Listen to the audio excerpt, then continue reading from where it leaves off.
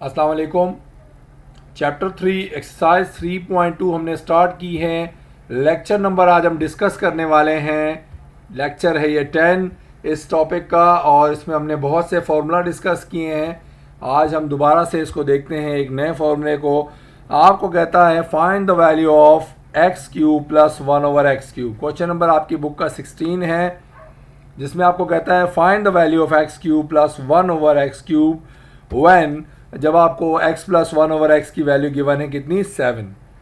अब यहाँ आपको एक चीज़ का ख्याल रखना है, वो ये है कि x प्लस 1/x की वैल्यू तो आपको गिवन है, बट जो है आपको x इंटू 1/x यानी कि a इंटू b की वैल्यू गिवन नहीं है। जनरली आपको हमेशा a प्लस b की वैल्यू गिवन होती है और a b की वैल्यू गिवन होती है, बट इस तरह के सवाल में आप देख सकते हैं कभी भी a b की फॉर्म नहीं होगी। क्यों नहीं होगी, इसकी वजह समझ लेते हैं। जब भी आपके पास कोई वेरिएबल मौजूद हो और उसके साथ ही उसका रेसिप्रोकल मौजूद हो, रेसिप्रोकल का मतलब होता है उसका उलट।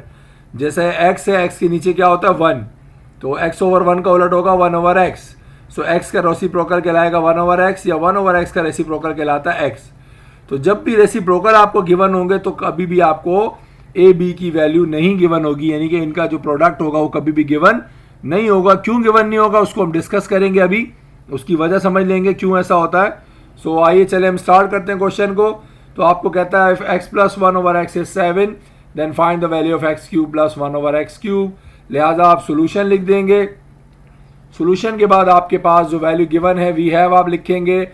x प्लस 1/x इज 7, तो आप उसको दोबारा से लिखेंगे। अब आपको पता है यहाँ पर इसका क्यूब फाइंड करना है, तो आप लिखेंगे क्यूबिंग ऑन बोथ साइड्स। तो जब आप बोथ साइड्स क्यूबिंग लिख देंगे तो आप दोनों साइड्स क्यूबिंग लगा के दिखाएंगे। x plus 1/x the whole cube equal to 7 के ऊपर भी आ जाएगा क्यूब। तो ये आपके पास कंडीशन आ गई कुछ इस तरीके से। अब हम क्या करेंगे, इसको जब मजीद सिंप्लीफाइड फॉर्म में लिखेंगे। सो देखिए हम फॉर्मूला यहाँ पर ओपन करते हैं। क्या होता है formula, a plus b the whole cube था, a³ plus b³ plus 3ab a plus b। तो यहाँ पर भी फॉर्मूला कुछ ऐसा ही होगा। a³ मतलब फर्स्ट नंबर का क्यूब प्लस b³ का मतलब सेकेंड नंबर का क्यूब, फिर प्लस 3ab। a का मतलब है फर्स्ट नंबर, b का मतलब है सेकेंड नंबर। देखें ये आपका a कहलाता है और ये b कहलाता है। a means first term, b means second term. तो हमने लिखा a³ यानी फर्स्ट नंबर का क्यूब प्लस b³ यानी सेकेंड नंबर का क्यूब, फिर प्लस 3 लिखा, और ab का मतलब first term multiply by second term b। फिर आगे हमेशा आता है दोबारा ये x प्लस 1/x यानी कि a प्लस b। और 7 का क्यूब है तो इसलिए 7 को 7 से 3 बार मल्टीप्लाई करके लिख देंगे। अब हम डिस्कस करते हैं कि हमने क्यों बात की कि a b की वैल्यू कभी भी इस तरह के केसेस में गिवन नहीं होती। देखें जब भी रेसिप्रोकल वाला केस आएगा उसमें हमेशा आप देखेंगे कि ये x है और ये मल्टीप्लाई हो रहा है 1/x से, यानी कि a मल्टीप्लाई हो रहा है b से। a means first term, b means second term. तो जब भी फर्स्ट और सेकेंड टर्म मल्टीप्लाई होगी हमेशा रेसिप्रोकल एक दूसरे से कैंसिल हो जाएंगे। तो यहाँ कभी भी a b की कोई वैल्यू नहीं बचेगी, सिर्फ और सिर्फ 1 बच जाएगा। x से x कट गया तो ये क्या बच जाएगा, सिर्फ 1 बचेगा। लिहाजा यहाँ पर ये 1 लिखे ना लिखे कोई फर्क नहीं पड़ेगा। जबकि ये x और ये x कभी भी नहीं कट सकता, क्योंकि इनके बीच में क्या निशान लगा हुआ है, प्लस या माइनस का। हमेशा कैंसिलेशन कब होती है, जब मल्टीप्लाई का निशान होता है, तो ये बिल्कुल एक दूसरे को कैंसिल कर सकते हैं। बट अगर प्लस या माइनस लिखा है तो ये कभी भी एक दूसरे को कैंसिल नहीं कर सकते। लिहाजा यहाँ पर आप देखें 3 इसी तरह रहेगा, x और 1/x से x कट जाएगा तो 1 बच जाएगा। तो इस 1 को लिखे ना लिखे कोई फर्क नहीं पड़ता, क्योंकि 3 1 जा 3 हो जाएगा दोबारा।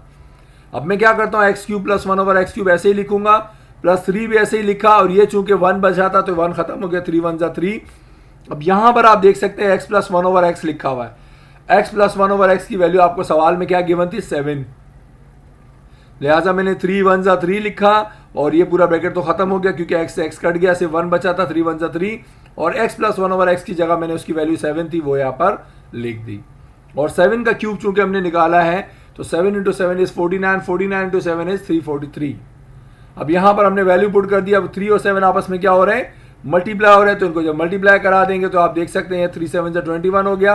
अब हमें क्या करना है, x³ प्लस 1/x³ फाइंड करना है। ये जो प्लस 21 है यकीनन ये हमारे फिलहाल यहाँ पर यूजफुल नहीं है हमारे लिए, इसको हम इक्वल के ऑपोजिट साइड भेज देंगे। ठीक है, तो हम क्या करेंगे, जब आपके पास इस तरीके से लिखा होगा ये प्लस 21 है, इक्वल के वहां भेजेंगे तो ये क्या करेगा, वहां जाकर माइनस कर देगा। सो आएगा x³ plus 1/x³ is 343 minus 21। ये प्लस 21 है वहां शिफ्ट हो गया तो क्या करेगा, माइनस कर जाएगा। अब यहाँ आप देख सकते हैं ये cube x cube plus 1 over x cube की वैल्यू आ रही है आपके पास, बट यहाँ पर 343 में से आपको 21 क्या करने हैं, सब्ट्रैक्ट करने हैं। तो आप 343 में से 21 जब सब्ट्रैक्ट कर लेंगे तो आपके पास आंसर आ जाएगा 322। तो यहाँ पर जो आपसे पूछा गया था कि x cube plus 1 over x cube किसके इक्वल आएगा, आप यहाँ बताएंगे कि x cube plus 1 over x cube की जो वैल्यू होगी यहाँ पर दैट इज 322। सो जो आपको रिक्वायर्ड था x cube plus 1 over x cube, उसका आंसर आ गया 322। ये आपका पहला क्वेश्चन जो है हमने डिस्कस कर लिया, खत्म हो गया। अब इसी फॉर्मूले को हम जो है नेगेटिव फॉर्मूले में डिस्कस करते हैं, यानी कि पॉजिटिव फॉर्मूला भी पढ़ा, इसका अब हम नेगेटिव फॉर्मूला भी पढ़ चुके हैं, लेकिन in the form of reciprocal पढ़ने वाले हैं। जिस तरह ये रेसिप्रोकल कहलाते हैं एक दूसरे के, हमेशा एक्स क्यूब का रेसिप्रोकल होगा 1 ओवर एक्स क्यूब। इसी तरीके से हम एक्स क्यूब और माइनस 1 ओवर एक्स क्यूब या y cube minus 1 over y cube को डिस्कस करेंगे। अब आपकी बुक का क्वेश्चन नंबर है 17, जिसमें आपको दोबारा कहता है find the value of x cube minus 1 over x cube. पहले प्लस था, अब यहाँ क्या आ गया, माइनस आ गया। तो आप क्या करेंगे, यकीनन आपको मजीद कहता है when the value of x minus 1 over x is 11। अब यहाँ पर आपको एक्स माइनस 1 ओवर एक्स की वैल्यू गिवन है 11, और आपको कहता है find the value of x cube minus 1 over x cube. ठीक है, तो आप क्या करेंगे, आपको पता है एक्स माइनस 1 ओवर एक्स दिया हुआ है 11, इसके ऊपर आप क्यूबिंग ऑन बोथ साइड करेंगे तो आपके पास इसका क्यूब निकल आएगा। कैसे निकलेगा देखते हैं। सॉल्यूशन आप लिखेंगे, उसके बाद वी हैव लिखेंगे, आपके पास जो वैल्यू गिवन है x माइनस 1 ओवर एक्स की 11 के बराबर, आप वो लिख देंगे। आपने लिखा x minus 1 over x is equal to 11।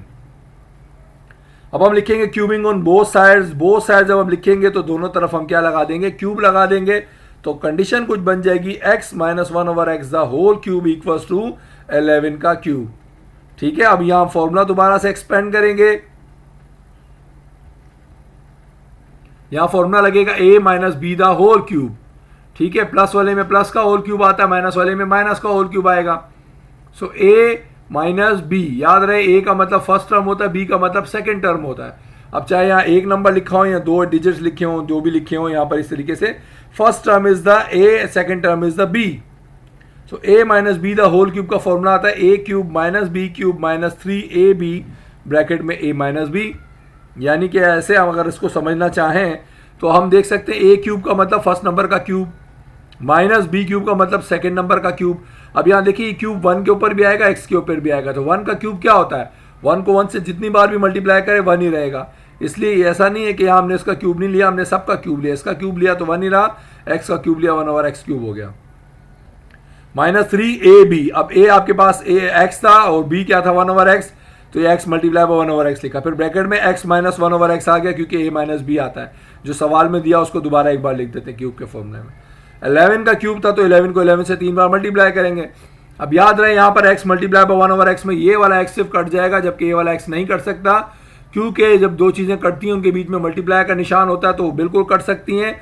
Plus या माइनस का निशान हो तो ये कभी भी एक दूसरे को नहीं कैंसिल कर सकते। लिहाजा यहाँ x से x कट गया, बाकी बच गया 1, तो 1 3 सा 3, ये 3 बचेगा और x माइनस 1 ओवर एक्स की जो वैल्यू होगी हम उसको पुट कर देंगे।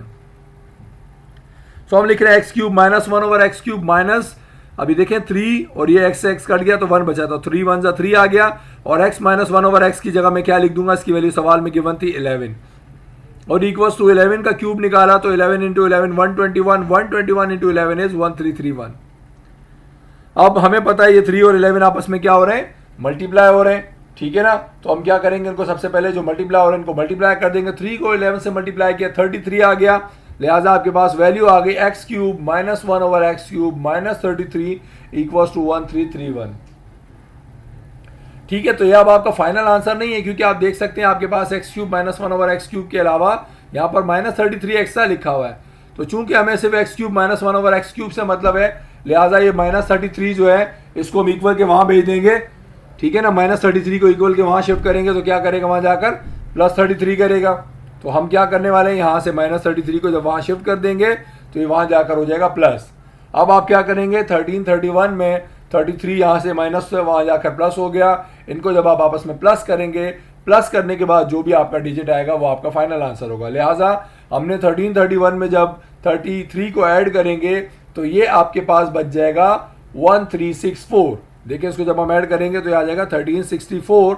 सो x cube minus 1 over x cube जो है 1364 आया।